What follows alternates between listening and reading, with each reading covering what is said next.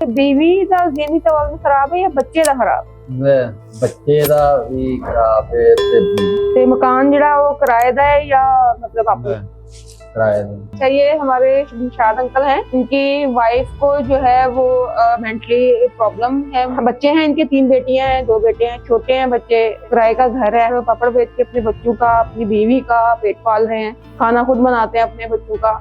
ऐसे लोग जो हैं, जो हाथ नहीं फैलाते किसी के आगे, जो भी मेहनत मजदूरी मिलती है वो करके अपना गुजारा करते हैं, ये माशरे के लिए बड़े मुफीद है।